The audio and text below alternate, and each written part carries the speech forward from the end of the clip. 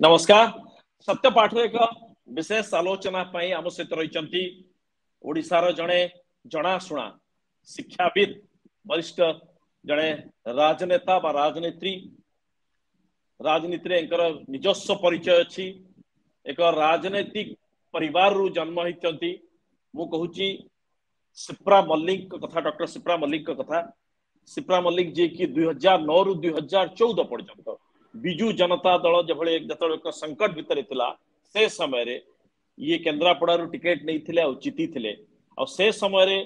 जतबेले कि बिजु जनता दल महिला कार्ड खेलिबा पई प्रयास करुतला से समय सिप्रा मल्लिक को टिकेट दबा प्रार्थी बाछिबा ये निर्वाचन जीतिबा यहाँ से नवीन बाबू फेवर रे अनेक कैंसर जाइतला जे नवीन बाबू बा बिजु जनता दल जो महिला माने निजे निजर परिचय तैयारी करचंती निजे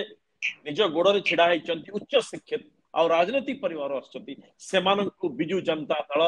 नेतृत्व दौची एभली आलोचना होता परवर्ती समय अनेक कथा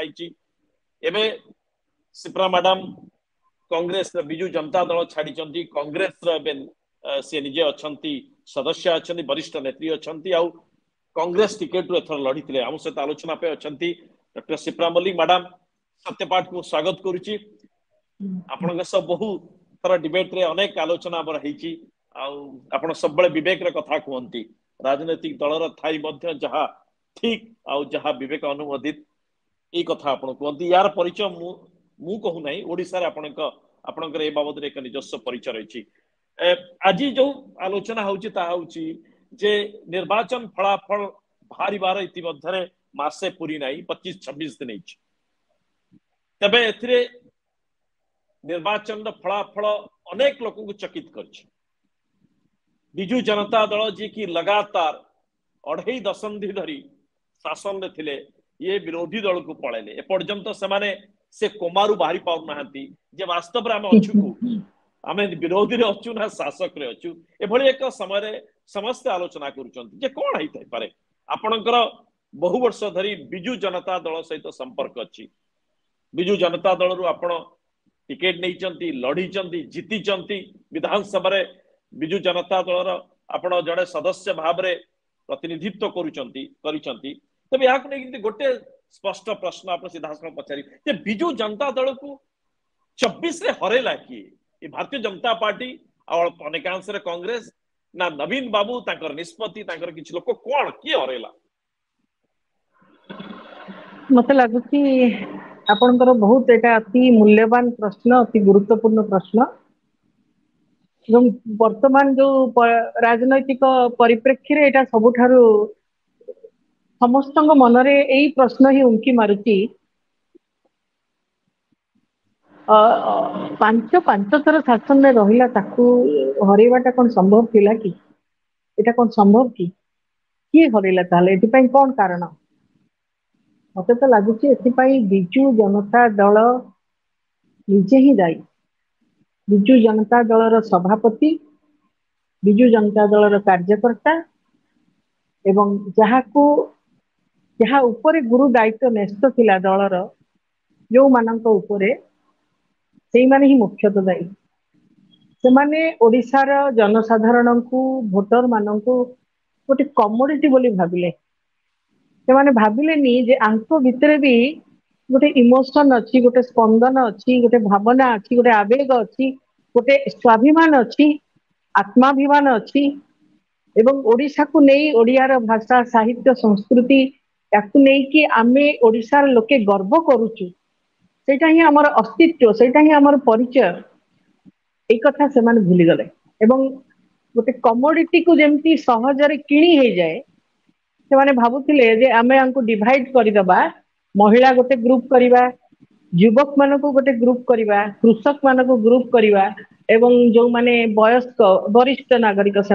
ग्रुप करिदबा ग्रुप रे डिवाइड कले एवं से तांको किणीबा पई प्रयास करागला विभिन्न उपाय रे महिला मान को पई मिशन शक्ति माध्यम रे युवक मान को पई नुआ ओ माध्यम रे नृत्य गीत संगीत इत्यादि इत्यादि बहुत कथा अपन जानिचंती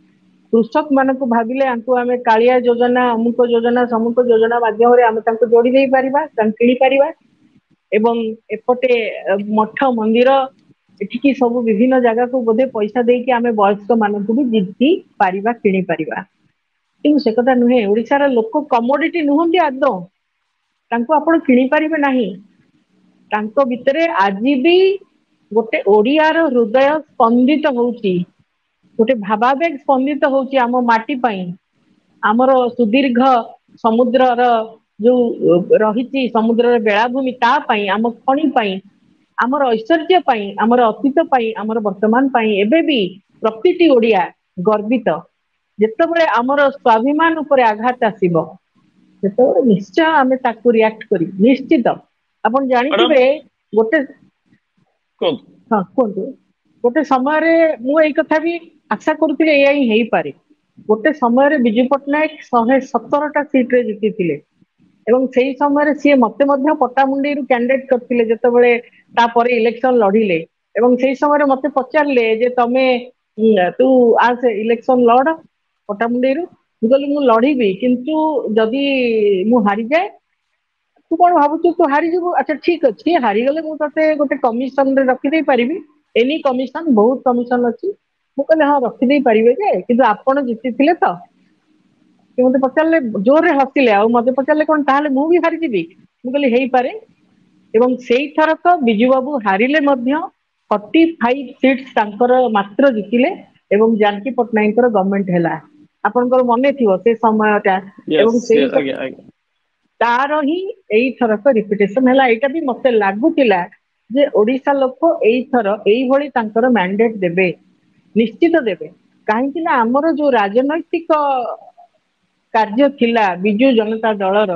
ଧୀରେ ଧୀରେ ସମସ୍ତ ପଲିଟିକାଲ ଆକ୍ଟିଭିଟିଜ ଯେମିତି ମରି ଯାଉଥିଲା। ମୁଁ ଏକଦମ ସେଇ ଆମେ ପ୍ରସଙ୍ଗରେ ମ୍ୟାଡାମ ହଁ ପଚାରିବାକୁ ଚାହୁଁଛି ଯେ ଆପଣ ନବୀନ ବାବୁଙ୍କ ସହ କାମ କରିଛନ୍ତି, ନବୀନ ବାବୁଙ୍କ ର କଲିଗ ମଧ୍ୟ ରହିଛନ୍ତି ବିଧାନସଭା ଭିତରେ ମେମ୍ବର ହିସାବରେ। କଣ ହେଲା ଯେ ବିଜୁ ଜନତା ଦଳରେ ଯୋଉ ରାଜନୈତିକ ଯୋଉ ପଲିଟିକାଲ ଏଲିମେଣ୍ଟ ଆଉ ପଲିଟିସିଆନ୍ସ ଯୋଉମାନଙ୍କର ନିଜ ନିଜ ଅଞ୍ଚଳରେ କିଛି ସୁଖ୍ୟାତି ଅଛି, ଯୋଉମାନଙ୍କର ଲମ୍ବା ଅଭିଜ୍ଞତା ଅଛି, ଏଇମାନଙ୍କୁ ଗୋଟେ ପରେ ଗୋଟେ ଗୋଟେ ପରେ ଗୋଟେ ଏମାନଙ୍କୁ ସମସ୍ତଙ୍କୁ ଚୁପ୍ କରିଦିଆ ହେଲା ଆଉ ଦଳ ଭିତରୁ ବାହାର କରିଦିଆ ହେଲା। ଦଳକୁ ଚଲା ହେଲା ଯେଭଳି ଏକ କର୍ପୋରେଟ ହାଉସ। ଇ କାରଣଟା କଣ ହେଇପାରେ? କଣ ଭାବୁଥିଲେ? କାହିଁକି ଭାବୁଥିଲେ ଯେ ନା ରାଜନୈତିକ ଦଳ ରାଜନୀତି କରାଯିବ ଅଣ ରାଜନୈତିକ ଲୋକଙ୍କୁ ନେଇକି?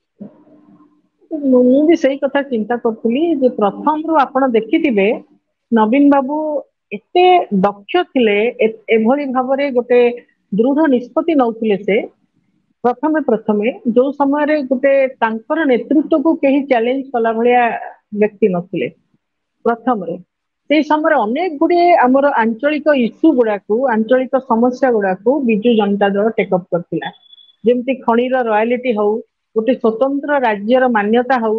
ବା ଆମର ରେଲୱେରେ ଯୋଉ ଭଳି ଭାବରେ ଆମକୁ କେନ୍ଦ୍ରୀୟ ଅବହେଳା କରାଯାଉଥିଲା ଏବଂ ଅନ୍ୟାନ୍ୟ ସବୁ କ୍ଷେତ୍ରରେ ଯେମିତି କେନ୍ଦ୍ରୀୟ ଅବହେଳା କରାହଉଥିଲା ତା ଉପରେ ଆମେ ସବୁବେଳେ ସ୍ୱର ଉତ୍ତୋଳନ କରୁଥିଲୁ ବିଜୁ ଜନତା ଦଳର କର୍ମୀ ମାନେ, ନେତା ମାନେ। କିନ୍ତୁ ଧୀରେ ଧୀରେ ଆପଣ ଦେଖିବେ ସେ ସବୁତକ ଇସ୍ୟୁ ଯେମିତି ମରିଗଲା। ତା ଉପରେ ଆଉ କୌଣସି ଗୁରୁତ୍ୱ ରହିଲା ନାହିଁ ଏବଂ ସବୁବେଳେ ଗୋଟେ କେନ୍ଦ୍ରକୁ ଯେମିତି ସପୋର୍ଟ କରିବା ସବୁ ବିଲରେ, ସବୁ କ୍ଷେତ୍ରରେ, ଯେମିତି କେନ୍ଦ୍ର ଆପଣଙ୍କୁ ସପୋର୍ଟ ସହାୟତା ମାଗିବା ପୂର୍ବରୁ ଆପଣ ସହାୟତା ଦବା ପାଇଁ ଯେମିତି ଆଗଭର ହେଲେ। ଏବଂ ଗୋଟେ ମାନେ ବିରୋଧୀ ଦଳର ଲୋକକୁ ଆପଣ ଆଣିକି ରାଜ୍ୟସଭାକୁ ପଠେଇବା, ବିଭିନ୍ନ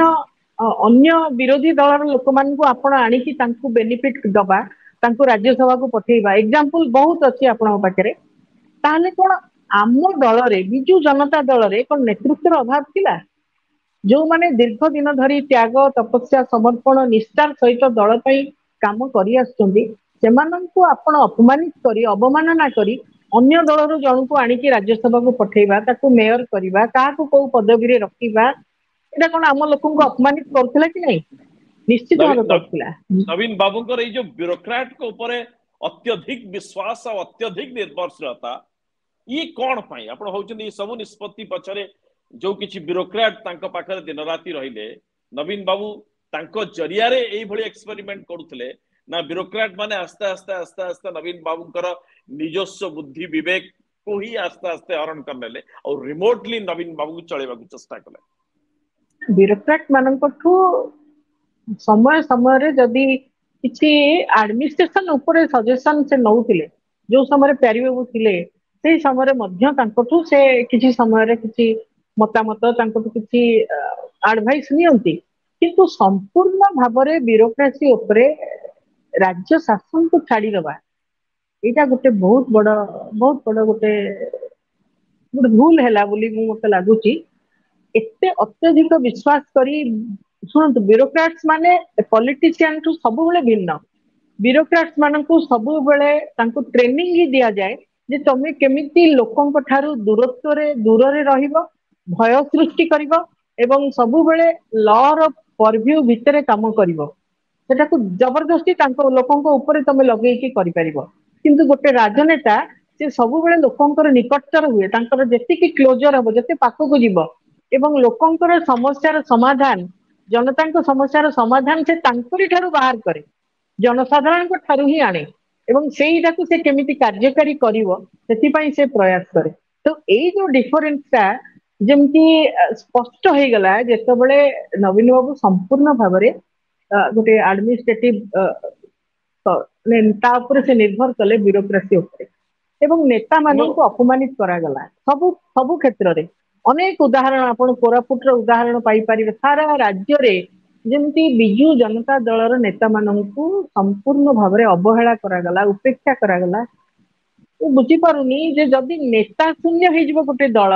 ସେ ଦଳ ବଞ୍ଚି ପାରିବ କେମିତି କେମିତି ବଞ୍ଚିବ ଏଇଟା ବି ଭାବିବାର ଥିଲା ହଁ ଠିକ ଅଛି ଷ୍ଟ୍ରାଟେଜି ନେଲ ଯେ ଆମେ ବିରୋଧୀ ଦଳକୁ ୱିକ୍ କରିବା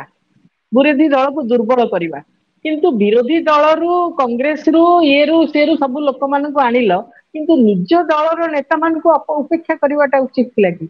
ଆଉ ଗୋଟେ ପ୍ରଶ୍ନ ପଚାରିବାର ଅଛି ମ୍ୟାଡାମ ବିଜୁ ଜନତା ଦଳ ବା ନବୀନ ବାବୁ ଆରମ୍ଭ କରିଥିଲେ ଯେ ଦୁର୍ନୀତି ବିରୋଧରେ କଂଗ୍ରେସ ସରକାର ସମୟରେ ୟେସ୍ ସେତେବେଳେ ୟେସ୍ ବହୁତ ଦୁର୍ନୀତି ହେଇଥିଲା ଆରମ୍ଭ ହେଇଥିଲା ଦୁର୍ନୀତି ବିରୋଧରେ ଗୋଟେ ସମୟରେ ଦେଖାଗଲା କି ଦୁର୍ନୀତି ପ୍ରଶାସନରେ ସରକାରରେ ବଢି ଚାଲିଲା କିନ୍ତୁ ତାପରେ ଦେଖାଗଲା କି ବିଜୁ ଜନତା ଦଳ ଭିତରେ ଦୁର୍ନୀତି ଅସମ୍ଭାଳ ହେଇଗଲା 24 ପୂର୍ବରୁ ଯେ ଦେଖିବେ ବହୁ ଲୋକ ପଶିଲେ ବହୁ ଲୋକ ବୁଝିଲେ ଯୋଉମାନେ ନେତା ନୁହନ୍ତି ଯୋଉମାନେ ଥାନି ସେମାନେ ବେଥାନି ହେଲେ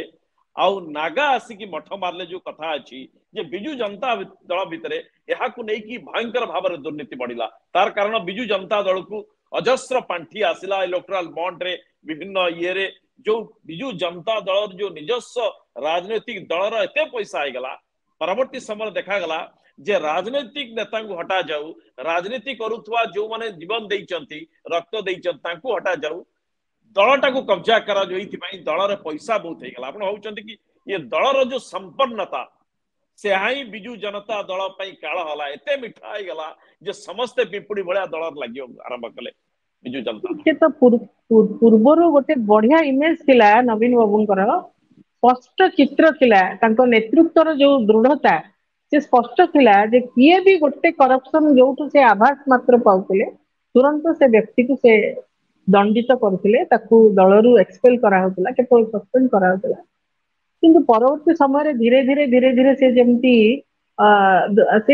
ସେଥିରୁ ଯେମିତି ନିଜକୁ ଦୂରେଇ ରଖିଲେ ଏବଂ ଆଉ ଦୁର୍ନୀତି କିଏ କରୁଛି ନ କରୁଛି ତା ଉପରେ ତାଙ୍କର ନଜର ଆଉ ରହିଲା ନାହିଁ ଯୋଉଟା କି ତାଙ୍କ ଇମେଜ କୁ ବହୁ ଭାବରେ ଗୋଟେ କ୍ଷତି ପହଞ୍ଚେଇଲା କାରଣ ତାଙ୍କୁ ଆମେ ସବୁବେଳେ ଗୋଟେ କ୍ଲିନ ଗୋଟେ ସ୍ପଷ୍ଟ ଗୋଟେ ଯେମିତି ଅତି ଶୁଦ୍ଧ ନେତୃତ୍ୱ ଭାବରେ ଓଡିଶାବାସୀ ତାଙ୍କୁ ଗ୍ରହଣ କରିଥିଲେ କିନ୍ତୁ ସେଥିରୁ ସେ ତାଙ୍କର ଦୃଷ୍ଟି ହରେଇ ନେଲେ ଆଞ୍ଚଳିକ ସମସ୍ୟାରୁ ତାଙ୍କ ଦୃଷ୍ଟି ଦୂରେଇଲେ ପଲିଟିକାଲ ଲିଡର ମାନଙ୍କୁ ସେ ଦଳରୁ ସମସ୍ତଙ୍କୁ ସେ ବଞ୍ଚିତ କରାଗଲା ବିଭିନ୍ନ ଯୋଉ ଜାଗାରେ ମିଟିଂ ହବ ସେଠି ପଲିଟିକାଲ ଲିଡର କେହି ରହିବେନି ମଞ୍ଚ ଉପରୁ ତାଙ୍କୁ କାଢିକି ଘୁସାରିକି ଟାଣିକି ବାହାର କରି ଦିଆଯିବ ଲକ୍ଷ ଲକ୍ଷ ଲୋକ ହଜାର ଲୋକ ଦେଖୁଥିବେ ଯେ ତାଙ୍କ ଚକ୍ଷୁ ସମ୍ମୁଖରେ ତାଙ୍କର ଲିଡର ଟାକୁ ବାହାର କରି ଦିଆହଉଛି ଏଇଟା କଣ ଏଇଟା ସମସ୍ତଙ୍କ ମନ ଭିତରେ ଗୋଟେ କ୍ରୋଧ ସଞ୍ଚିତ ହଉଥିଲା ଯେ ଆରେ ଇଏ କଣ ହଉଛି ଆମ ଲିଡର ଟାକୁ ସମ୍ମାନ ନାହିଁ ଆମ ଲିଡର ଟା ରାସ୍ତାରେ ଠିଆ ହେଇଯାଉଛି କଣ ପାଇଁ ତ ଇଏ ମୁଁ ସବୁ ସମସ୍ୟା ଗୁଡିକ ମୁଁ ଏଇ ପ୍ରସଙ୍ଗରେ ସିଧାସଳଖ ନାଁ ଧରିକି ପ୍ରଶ୍ନ ପଚାରିବାକୁ ଚାହୁଁଛି ଯେ ଏକଥା ସମସ୍ତେ ଜାଣିଛନ୍ତି ବିଜୁ ଜନତା ଦଳରେ ନବୀନ ବାବୁ ଯୋଉ ଦୁଇ ଜଣ ବ୍ୟକ୍ତିଙ୍କୁ ବେଶୀ ସାମ୍ନାକୁ ଆଣିଲେ ଯୋଉମାନଙ୍କୁ କୁହାଗଲା ଯେପରିକି ଆପଣଙ୍କ ଦଳର ଯଦି ବାଇଲସ ଦେଖିବେ ସେ ପୋଜିସନ ବା ସେ से पदवी नहीं किंतु से भलिया एक पदवी तैयारी करा गला सांगठनिक संपादक साधारण संपादक संपादक बा पॉलिटिकल अफेयर्स कमिटी आपण तला सेतरे जहा भी हो उटे सांगठनिक संपादक तैयारी करा गला बबी दास को बहुत किछि सेथिरे दल रे बहुत क्षमताशाली करा गला एपटे जने ब्यूरोक्रेट को टाणी आनी की राजनीतिक दल मिसा हला वीके पांड्यान व्यक्तिगत स्तर रे किछि कहबार नाही किंतु एमानकर कार्यकलाप एमानकर अनभिज्ञता एते हला जहा जना पडुतला जे एमाने राजनैतिक बुद्धि विवेक आउ राजनैतिक ज्ञान अपेक्षा निजर अहंकार को बा एरोगेंस को बेसी एमाने कामर लगौथले निजर निष्पत्ति रे लगौथले ए दुई जनक पई दलर बहु लोक बहु नेता असंतुष्ट हले आ परिणाम हला दल सतर हारी गला ए कथा उपरे आपणकर प्रतिक्रिया कोन बा आपण या केते ग्रहण करूचंती जे वास्तव रे एमाने ही बहु कारण भितरु एई दुई जनक कारण को आपण नजरअंदाज करि परिबा नै जनक पई अस्मिता मुद्दा बीजेपी धमदला और से व्यक्ति कहा को उठै देलेनी कहा को मंच को परि देलेनी और सबु जगह रे जो भिड़ तैयारी करा गला नुआ वो जगह रे एभली भाबरे सो फोटो छडा जाउतला जुआड़ जाउतले पछरे पांचटा सातटा कैमरा जाउतला नवीन बाबू पछरे मध्ये एते कैमरा जाय नै एक द्वितीय रे प्रथम थर पई मैडम गोटे लंबा कुर्ची प्रश्न को प्रथम थर पई देखा गला जे नवीन बाबू जते बेले आगुरु कोनोसी निर्वाचनी सभा को जानती नवीन बाबू इज द लास्ट स्पीकर तांको परे आउ की भाषण दियंत नै धन्यवाद तापरे सभा सांग होबे एथरा कैंपेनिंग रे देखाला नवीन बाबू को परे भी के पांड्यान भाषण दुचन तांकर भूल भटका को पण ठीक करचन तो एई कथा गुडी को आपण किबळी भाबे दुचंदी दुई जण बबिदास और बीके पांड्या एकर भविष्य ना निश्चित भाव दल रे सांगठनिक संपादकर पदवी आमर जो संविधान अच्छी दलीय संविधान से नथिला एटा परवर्ती समय रे ताकू कोनोसी उपाय रे ताकू इनपुट करा गला एवं ताकू से दायित्व दिया गला जते बळे युवक मानन को आकर्षित करबा को चाहिए नवीन बाबू तेणु से ताकू से गुरु दायित्व तांको स्तंभ रे न्यस्त करथिले से भाबुथिले निश्चित ये गोटे युव वर्ग को आकर्षित करिवे एवं नुआ पिला मान को जोड़ी पारिबे ए दृष्टि एवं पांड्यान को मध्य गोटे बहुत बड़ दायित्व से देइथिले कि नुहे मु सेटा कहि परिबिनी किंतु सी मध्य आमर सारा ओडिशा रे प्रचार कार्यक्रम को जारी रखिले किंतु आपण जानिथिबे ओडिया अस्मितार जो कथा आपण उठेले आज अबिका ओडिया अस्मिता को प्रथम करी कांग्रेस दल ही आरंभ करथिला आपण जानिथिबे कि नहीं राहुल गांधी जो आसिले सी सर्वप्रथम मधु बाबूंकर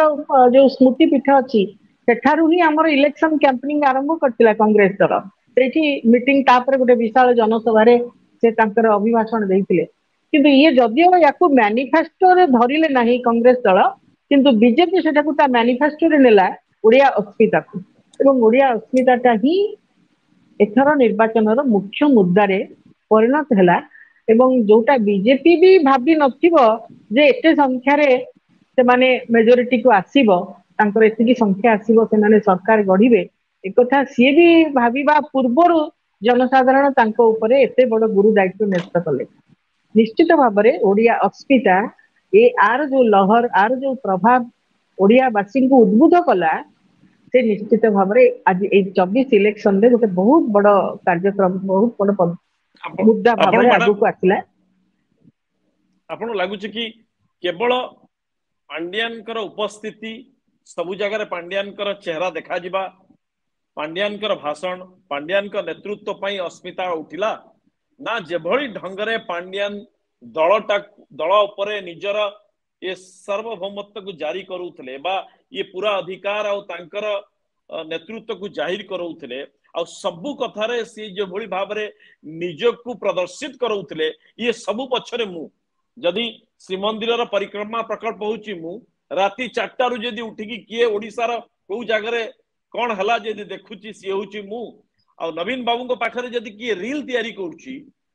सी होचंती मु सो एई जो घटनाटा जे जड़े लोक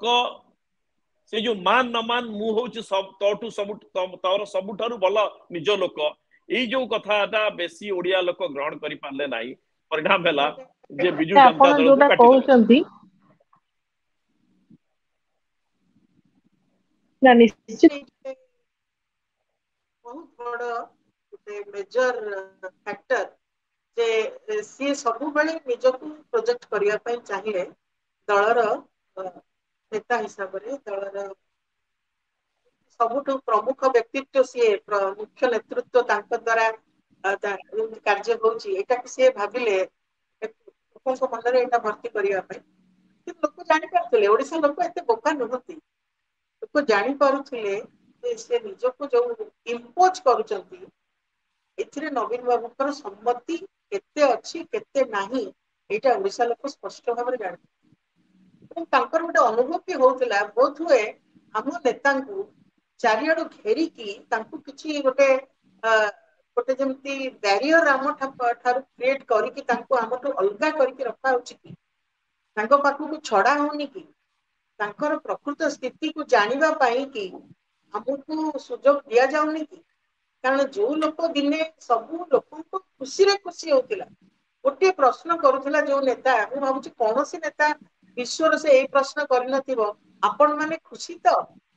जदि आपण मैंने खुशी ताहले मु खुशी ये जो संपर्कटा देखु जदि मोर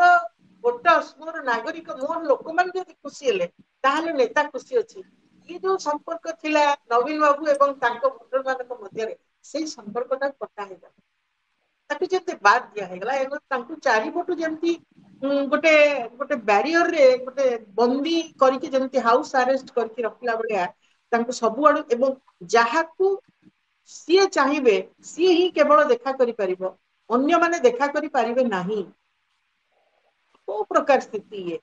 हम नेता एटा को लोक आमे देखा ग्रहण कले नै तांको सहित ए लोक कथा या करि ठीक से ग्रहण करि तांको पाले नै सहित शेयर करि पारिबो मैडम डीके पांड्यान को बाबद रे जो कथा आलोचना होउची जे ये भाबिले बहुत हुए ओडिसा रो लोक माने वास्तव रे तांको भल पाउचंती जदियो लोकन को बुहाई के अणा जाउथला एटा ओके आउट सुबुची मैडम आपण ना एबे हां एबे मैडम आपण को एई कथा सत लागुची कि जो कथा आलोचना होउची निर्वाचन फलाफल आसीबा परे जे वीके पांड्यान जी की निर्वाचन में जते बळे सब कथा बुझुतले नवीन बाबू का आखपाख रहउतले से लोकों को बुझिबारे संपूर्ण विफल हेले से ठीक ठाक बुझी पाले नहीं वास्तव रे लोके तांको भल पाउचन ना नहीं जो नुआ वो कार्यक्रम रे लोकों को बुहाई की तांको पाखर भिड़ तैयारी करा जाउतला सी भाविले एटा ही बोधे सतर भिड़ होउची जो महिला मिशन शक्ति जुआड़े गले जो लोक तांको पाखो को आसुतले भाबुले जे बोध हुए सतरे मते लोक भल पाउचंती नवीन का भली भल पाउचंती तेणु मु बोध हुए नवीन का परे मु एई जो भाबीबाटा आपण लागुची कि तांको पई काळा होला आ दळ पई भी काळा होला नहीं सी भाबू नथिले केबे भी ओडिसा लोक तांको भल पाउचंती बोली से किंतु एटा गोटे मिशन करि नैथिले जे मते ही ओडिशार नेतृत्व नबार अच्छी ओडिशार दायित्व मते नबार अच्छी ओडिशार जो प्रकार ऐश्वर्य रही ये सबको देखला परे तांकर गोटे ओडिशा प्रति गोटे विशेष धरणर आकर्षण सृष्टि होता से भाबुथिले बाय हुक और क्रुक मते ओडिशार नेतृत्व नबार अच्छी तेणु से अति उत्साहित होइकी निजर चाकरी रिजाइन करवा विजु जनता दल रे जॉइन करवा बहुत कष्ट करी सारा सबु जिला को निजे कभर करवा चेष्टा करथिले जे ओडिशावासी मते आग्रहर सहित मते स्वीकार करंतु एई भलिया गोटे चेष्टा तांकर थिला किंतु ओडिशावासी जहाँ को भल पाती ओडिशार सेटा होची विशेषत्व सी जहाँ को भल पाइबे ता उपरे ही निजर सबु आशीर्वाद निजर सबु स्नेह ममता से ढाली दियन नवीन बाबू को दीर्घ 25 वर्ष शासन में रखिले तांको विरुद्ध अनेक लोग अनेक कथा केते दल केते कथा कहिसेंती किंतु ओडिशावासी केबे भी सुनिले नाही तो ओडिया कहंतु न कहंतु से गोटे प्रश्न आपण माने खुशी तो एई गोटे कथा तांको हृदय को छुईचिला ओडिशावासी हृदय को तेणु गोटे गोटे व्यक्तिगत प्रश्न आपणकर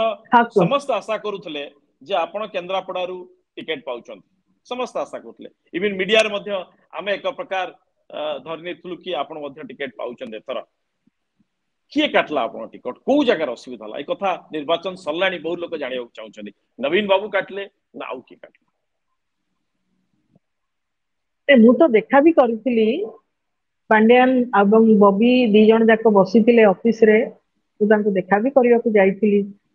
ତାଙ୍କୁ ଏକଥା ମୁଁ ଯେତେବେଳେ କହିଲି ଯେ ମତେ କେନ୍ଦ୍ରାପଡାରୁ ଆପଣ ଟିକେଟ ଦିଅନ୍ତୁ, ମୁଁ କେନ୍ଦ୍ରାପଡାରୁ ଲଢିବାକୁ ଚାହୁଁଛି, ସେ ସମୟରେ ମତେ ପାଣ୍ଡିଆନ ବାବୁ କହିଲେ ଯେ ଆପଣ ଖାଲି ଟିକେଟ ଯେତେବେଳେ ନବାକୁ ସେତିକି ବେଳେ ମୋ ପାଖକୁ ଆସିଲେ ଦେଖା କରିବା ପାଇଁ,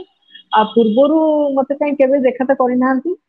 ମୁଁ କହିଲି ପୂର୍ବରୁ ମୁଁ ବହୁତ ଥର ଚେଷ୍ଟା କରିଛି, ଆପଣଙ୍କର ଯିଏ ପିଏସ୍ ଅଛନ୍ତି ଆଦିତ୍ୟ ମହାପାତ୍ର, ଆପଣଙ୍କର ରବି ସେଠୀ, ଏମାନଙ୍କୁ ମୁଁ ଅଫିସରୁ କଣ୍ଟାକ୍ଟ କରିଛି ଯେ ମୁଁ ସାରଙ୍କୁ ଭେଟିବାକୁ ଚାହୁଁଛି, ଯେହେତୁ ତାଙ୍କ ହାତରେ ଟିକେଟ ଫାଇନାଲ କରିବାର ସ୍ଥିତି ଅଛି, କିନ୍ତୁ ସେମାନେ ମତେ କିଛି ଟାଇମ ଦେଇନଥିଲେ। ସେ କହିଲେ ସାରଙ୍କୁ ଆମେ କହିଛୁ, ସାର୍ ଯେତେବେଳେ କହିବେ ଆମେ ଆପଣଙ୍କୁ ଡାକିବୁ। ସେମାନେ ମତେ ଡାକି ନଥିଲେ, ମୁଁ ଆଜି ନିଜେ ଆସିକି ଆପଣଙ୍କ ପାଖରେ ପହଞ୍ଚିଛି। ଆଉ ମୁଁ ଆଶା କରୁଛି ଆପଣ ମୋ ବାୟୋଡାଟା ଦେଖିବେ ଏବଂ ମତେ କେନ୍ଦ୍ରାପଡାରେ ପ୍ରତିନିଧିତ୍ୱ କରିବାର ସୁଯୋଗ ଦେବେ, ଟିକେଟ ଦେବେ। କହିଲେ ମୁଁ ଚେଷ୍ଟା କରୁଛି ବୋଲି କହିଲେ। ସିଏ ଏବଂ ବବି ଦି ଜଣ ବସିଥିଲେ ତାଙ୍କ ସମ୍ମୁଖରେ, କହିଲେ ହଉ ଠିକ ଅଛି ଚେଷ୍ଟା କର। କିନ୍ତୁ ଷ୍ଟ୍ରାଟେଜି ଥିଲା ତାଙ୍କର ଯେ କଂଗ୍ରେସକୁ ଆମେ କେନ୍ଦ୍ରାପଡାରେ ୱିକ୍ କରିବା, ତେଣୁ ଦି ଜଣ କ୍ୟାଣ୍ଡିଡେଟ ସେ କଂଗ୍ରେସରୁ ଆଣିଲେ, ଏମପି କ୍ୟାଣ୍ଡିଡେଟ ଏବଂ ଏମଏଲଏ କ୍ୟାଣ୍ଡିଡେଟ, ଅଂଶୁମାନ ମହାନ୍ତି ଏବଂ ତା ସହିତ ଗଣେଶ୍ଵର ବେହେରା, ସେ ଦି ଗଣେଶ ବେହେରା। ଜଣଙ୍କୁ ସେ ଆଣିଲେ। ଦି ଜଣଙ୍କୁ ଆଣିଲା ପରେ ତାଙ୍କୁ କ୍ୟାଣ୍ଡିଡେଟ କଲେ। ବୈଜୟନ୍ତ ପଣ୍ଡାଙ୍କୁ ହରେଇବାଟା ତାଙ୍କର ଲକ୍ଷ୍ୟ ଥିଲା କେନ୍ଦ୍ରାପଡାରେ, ତେଣୁ ଏ ଷ୍ଟ୍ରାଟେଜି ନିଆଗଲା ଏବଂ ଏଥିରେ ତାଙ୍କୁ ଆଶିଷ ସିଂ ସହାୟତା କରୁଥିଲେ। କେନ୍ଦ୍ରାପଡାରେ ସବୁ ଯାକ ଡିସିସନ ଆଶିଷ ସିଂଙ୍କ ଉପରେ ଦାୟିତ୍ୱ ଦିଆହେଇଥିଲା। ମୁଁ ଆପଣଙ୍କୁ କହିଛି ଯେ ଗୋଟେ ରାଜନେତା ଏବଂ ଗୋଟେ ଆଡମିନିଷ୍ଟ୍ରେଟର, ୟା ଭିତରେ ଫରକ ବହୁତ ଅଛି। କାରଣ ରାଜନେତା ହିଁ ଜାଣିପାରିବ ଲୋକଙ୍କର ନର୍ଭକୁ, ଲୋକଙ୍କର ନାଡିକୁ, ଲୋକଙ୍କ ହୃଦୟକୁ ଚିହ୍ନିବାର କ୍ୱାଲିଟି ଗୋଟେ ରାଜନେତା ପାଖରେ ଥାଏ। ସେଟା କେବେ ବି କୌଣସି ଆଡମିନିଷ୍ଟ୍ରେଟର, କୌଣସି ବ୍ୟୁରୋକ୍ରାସିର ଯୋଉମାନେ ଆଶିଷ ପ୍ରତିନିଧି, ସିଂଙ୍କୁ କାହିଁ ଦାୟିତ୍ୱ ଦିଆଯାଇଥିଲା? ଆଶିଷ ସିଂଙ୍କର କଣ କାମ ଥିଲା? କି ଆଶିଷ ସିଂଙ୍କୁ ମତେ ଲାଗୁଛି ଯେ, ମତେ ମୋର ବି ସେତିକି ମଧ୍ୟ ଗୋଟେ ଖବର ମୋ ପାଖରେ ଥିଲା, ମୁଁ ଜାଣିନି କଣ କେତେ ଦୂର, କିନ୍ତୁ ଅନେକ ଗୁଡିଏ ଆଇଏଏସ୍ ମାନଙ୍କୁ ବିଭିନ୍ନ ଜିଲ୍ଲାର ଦାୟିତ୍ୱ ଦିଆହେଇଥିଲା ଯେ ସେମାନେ ସବୁ ସେଠି କିଏ କ୍ୟାଣ୍ଡିଡେଟ ହବ, ସେଠି କେମିତି ଆମେ ଜିତିବୁ, ସେଠି କେମିତି ଷ୍ଟ୍ରାଟେଜି କେମିତି ନବା, କଣ କଣ ଷ୍ଟ୍ରାଟେଜି ନେଲେ ଆମେ ସେଠି ଜିତି ପାରିବା, এইଭଳି ଅନେକ ଗୁଡିଏ ଦାୟିତ୍ୱ ବିଭିନ୍ନ ଆଇଏଏସ୍ ମାନଙ୍କୁ। କୁଟେ ସାର୍ ମଧ୍ୟ ସେ ଦାୟିତ୍ୱରେ ସେ ବହୁତ କାମ କରୁଥିଲେ ପାଣ୍ଡିଆନଙ୍କର ତାଙ୍କର ଜଣେ ସହଯୋଗୀ ହିସାବରେ। ଆଶିଷ ସିଂ ମଧ୍ୟ କରୁଥିଲେ। ଆଶିଷ ସିଂଙ୍କୁ ମୁଖ୍ୟତଃ କେନ୍ଦ୍ରାପଡାର ଦାୟିତ୍ୱ ଦିଆଯାଇଥିଲା, କାରଣ କେମିତି ବୈଜୟନ୍ତ ପଣ୍ଡାକୁ ତମେ ହରେଇବ ଏବଂ ସେଠି ବିଜେଡି କେମିତି ଆସିବ। କିନ୍ତୁ ଦେଖନ୍ତୁ, ଲୋକଙ୍କୁ ହରେଇବା ଏତେ ସହଜ ନୁହେଁ, ଲୋକଙ୍କ ମନକୁ ଜିଣିବା ଏତେ ସହଜ ନୁହେଁ। ଆପଣ କେବଳ ଷ୍ଟ୍ରାଟେଜି ନେଲେ ଯେ ଲୋକଙ୍କୁ ଜିତି ପାରିବେ, ଲୋକଙ୍କ ହୃଦୟକୁ ଛୁଇଁ ପାରିବେ, ତା ନୁହଁ। ଷ୍ଟ୍ରାଟେଜି ହଉଛି ଲୋକଙ୍କୁ ଜୟ କରିବା, ତାଙ୍କର ହୃଦୟକୁ ଜୟ କରିବା, ସେଇଟା ଗୋଟେ ମୂଳ। ମ୍ୟାଡାମ ଆପଣଙ୍କର ମାନେ ପରିବାର, ବାବା, ଏମାନେ ସମସ୍ତେ ରାଜନୀତିରେ ବିଶେଷ ଭାବରେ କେନ୍ଦ୍ରାପଡାରେ ଆପଣଙ୍କ ପରିବାରକୁ ଲୋକ ଆଦରରେ ନାଁ ନିଅନ୍ତି, ବାବାଙ୍କ ନାଁ ନିଅନ୍ତି, ତେଣୁ ରାଜନୀତି ଆପଣଙ୍କ ପରିବାରରେ ଅଛି। ତା ସହ ଆପଣ ଏଭଳି ଏକ ପେସାରେ ଥିଲେ, ଇଏ ଅତି ସମ୍ମାନାସ୍ପଦ ପେସା, ଆପଣ ଅଧ୍ୟାପନାରେ ଥିଲେ। ଏଇଥର ପ୍ରଶ୍ନଟା ମୋର ଏହା ହଉଛି ଯେ ଆପଣଙ୍କୁ ଏକଥା ଏଇଆ ଲାଗୁଛି କି ଯୋଉ ଗୋଟେ ଧାରଣା ରହି ଆସିଥିଲା, ଏଇ ମାନେ ଯୋଉ ନବୀନ ବାବୁଙ୍କ ସହିତ ଲାଷ୍ଟ ଟର୍ମରେ 19 ପରଠାରୁ ବା ଧରନ୍ତୁ 17-18 ପରଠାରୁ, ଯେ କିଛି ଆଇଏଏସ୍ ଅଫିସର ଭାବୁଥିଲେ କି ଆମେ ସବୁ ଜାଣିଛୁ, ଆମେ ରାଜନୀତି ଜାଣିଛୁ,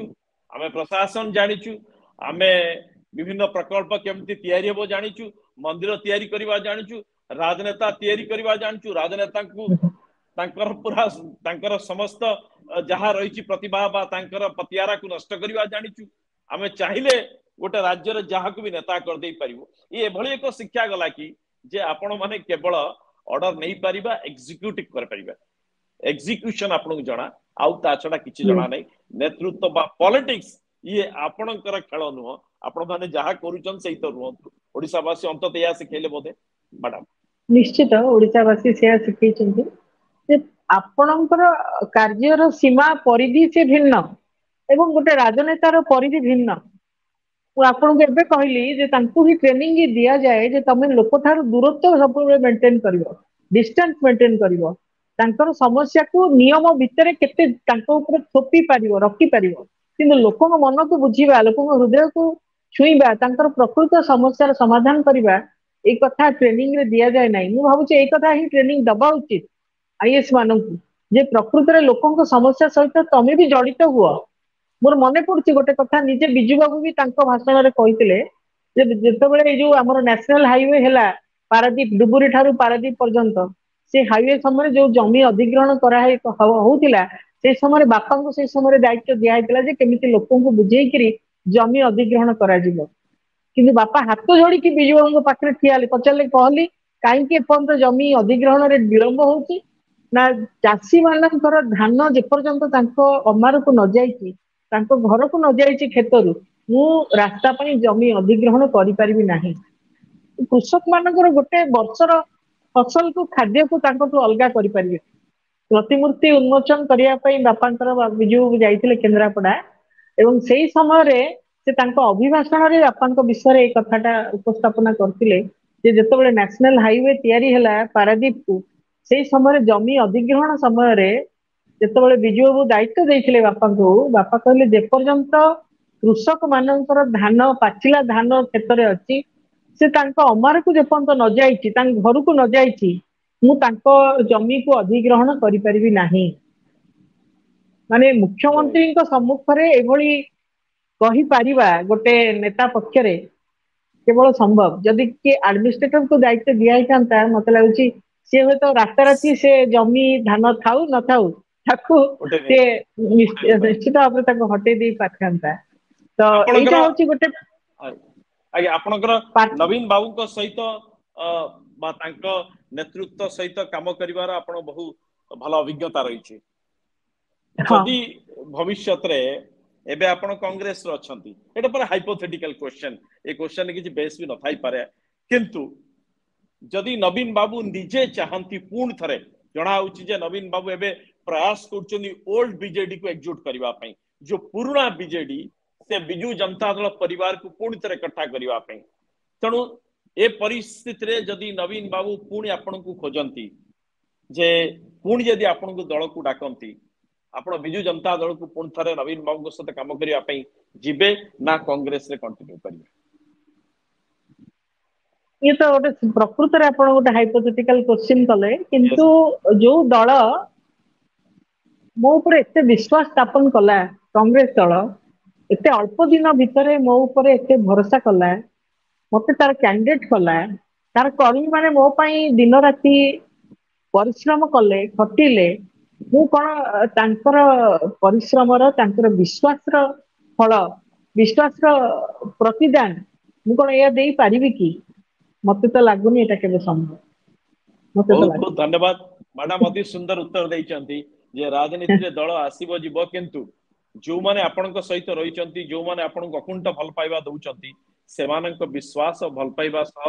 ଖେଳା ଯାଇ ପାରିବ ନାହିଁ, ଖେଳିଲେ ସିଏ ଭଲ ନେତା ହେଇପାରିବନି। ଅନେକ ଅନେକ ଧନ୍ୟବାଦ ମ୍ୟାଡାମ, ଆପଣ ଆମ ସହିତ ରହିଲେ, ସତ୍ୟପାଠରେ ବିଶେଷ ଆଲୋଚନା କାର୍ଯ୍ୟକ୍ରମ ରହିଲେ, ଆପଣଙ୍କୁ ଧନ୍ୟବାଦ, ନମସ୍କାର।